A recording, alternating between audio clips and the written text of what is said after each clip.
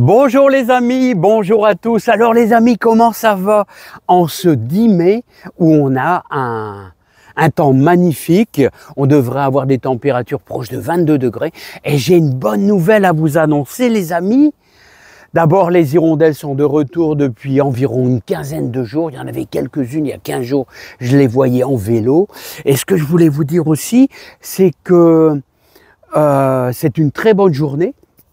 Ici, on est à la Saint-Solange et donc bonne fête à toutes les Solanges. Et aussi, on est le 10 mai. Voilà, c'est un jour racine. Donc, c'est un moment formidable pour semer des carottes, semer des betteraves, semer des radis, tout ça. Même semer des poireaux, c'est très très bien. Alors, les amis, on a enfin un peu de chaleur. Et ce que je voulais vous dire aussi, c'est qu'apparemment, les seins de glace seront vraiment très faibles avec des températures proches de 7-8 degrés. Donc, il n'y a vraiment aucun danger. Alors, je vous parle au nord de la Loire, hein, tout ce qui est jusqu'à Paris, voire un tout petit peu plus bas. Pour ceux qui sont en région montagneuse, prenez quand même beaucoup de précautions. Hein. Je vous dis, c'est peut-être plus délicat. Alors, je vais peut-être commencer à planter mes tomates à l'extérieur un petit peu plus tôt, je vous dis franchement. Voilà, je vais peut-être commencer tout doucement par une ligne ou deux lignes tranquillement dans la journée. Alors, les amis, moi, je voulais vous faire voir un petit peu, on m'a demandé de faire voir un petit peu l'avant. L'avant est un petit peu moins soigné, j'arrive pas à m'en sortir, forcément. Hein, non seulement il faut tondre, voilà, il faut tailler un petit peu, voilà, il y a beaucoup de travail. Mais en tout cas, c'est quand même bien fleuri et j'ai énormément de vivaces, voilà. En tout cas, c'est un véritable plaisir. C'est le plaisir d'être dans la nature. Enfin ici, alors vous avez bien sûr un grand verger et vous avez également beaucoup de vivaces, voilà. Et j'ai à nouveau une poule qui couve là dans le jardin. Alors je vais essayer de vous faire voir ça un petit peu. Alors les amis, alors voici un petit peu le côté un petit peu fleur. Alors vous avez, comment je pourrais dire, une clématite montana. Alors là, c'est super envahissant la clématite montana. Vous voyez, la floraison est finie, ça vous fait une fleur comme celle-ci. Regardez, hop, clématite montana. Facile à bouturer. Hein. Faites des boutures au mois de novembre et ça reprend quand même assez facilement. Hein. Voilà, ensuite, qu'est-ce que j'allais vous dire? Voilà.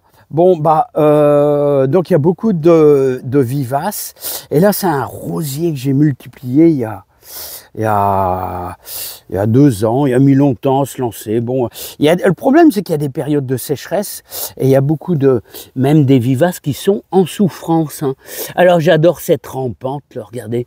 Alors là, vous voyez, je m'en occupe pas du tout. Et le fait qu'elle rampe, c'est très très bien. J'ai moins d'herbe. Là, les amis, moins d'herbe. Alors, on va arriver justement à l'endroit où on a la poule qui couve là, elle est juste là, regardez, je ne sais pas si vous allez la voir, elle est juste là en dessous, là voilà. Alors, hop, allons-y les amis. Donc là, ici, on est dans le secteur un petit peu où on a énormément de vivaces. On a aussi une belle annuelle qui se ressème chaque année, c'est la nigelle de Damas. La nigelle de Damas, vous connaissez peut-être la nigelle de Damas, regardez, ça vous fait des fleurs d'un bleu éclatant. Voilà, d'un bleu éclatant, et ça fait plaisir, les amis. Hein. Voilà, bon, en tout cas, les amis, on va retourner dans notre secteur. Et ici, vous voyez, je fais toujours un décor pour la biodiversité, c'est-à-dire avec une tonte, vous voyez, en zigzag, comme ça vous permet d'avoir la biodiversité qui se développe entre deux, puis un petit décor. Voilà, vous avez énormément de sauterelles qui vont se mettre dans l'herbe, et là ça fait vraiment plaisir. Voilà, donc je fais un petit mouvement sympa les amis, hein. Voilà. Voilà, donc ça fait un petit peu une belle prairie, là. Bon, là, il n'y a absolument pas d'arbres. Hein. Un kiki, kiki, un kiki qui vient de passer. Alors là, vous voyez, ça c'est du tressage de noisetiers. Tressage de noisetiers avec toujours des vivaces, là. Hein. Voilà. Et vous vous souvenez, chaque année, je fais des boutures de lavande. Bah, regardez, regardez, là, j'ai de la belle lavande, là. Voilà. Tout a été bouturé, hein. Bon, les bambous, c'est des bambous pas très traçants, mais ça permet ainsi de faire un petit cache, hein, un petit cache là tout simplement. Hein. Voilà, voilà. Et après, dans le fond, vous avez bien sûr le verger là-bas, avec beaucoup d'arbres fruitiers. Alors les amis, vous avez la partie arrière. Alors la partie arrière, qui est juste là. La partie arrière qui est juste là et qui vraiment, là de ce côté-là, vous pouvez voir le fameux tunnel. Le fameux tunnel et tous mes arbres fruitiers. Alors ici, on a bien sûr nos Napoléon. Ah, ce sont des copies, hein, tout ça. Il n'y a que celui-là que j'ai gardé, vous voyez.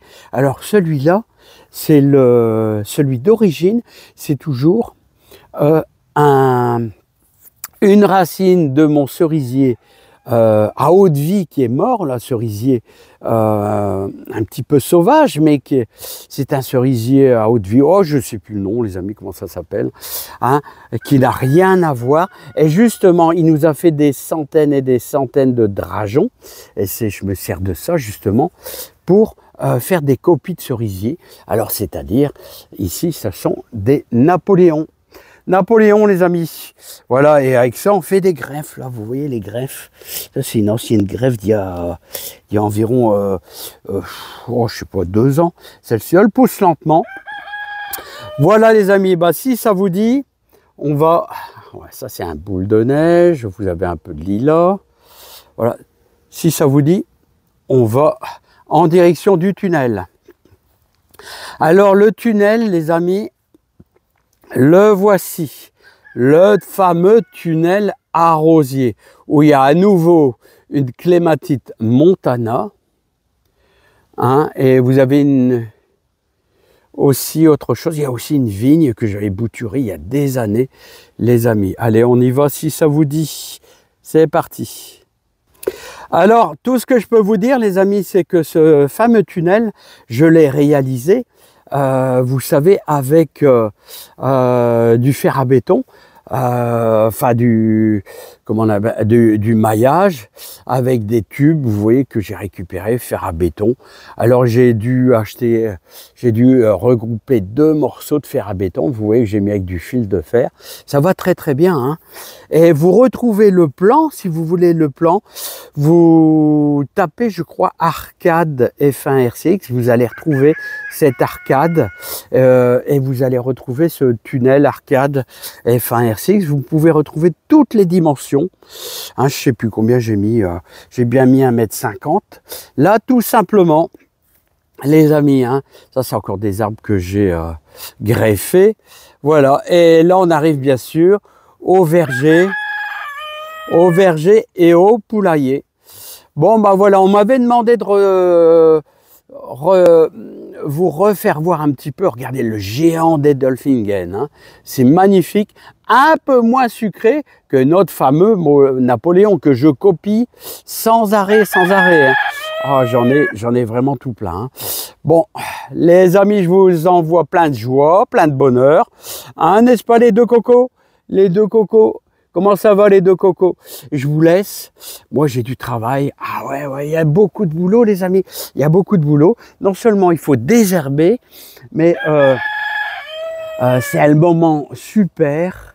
C'est des moments super pour semer des haricots, semer des carottes, semer des betteraves, semer des radis.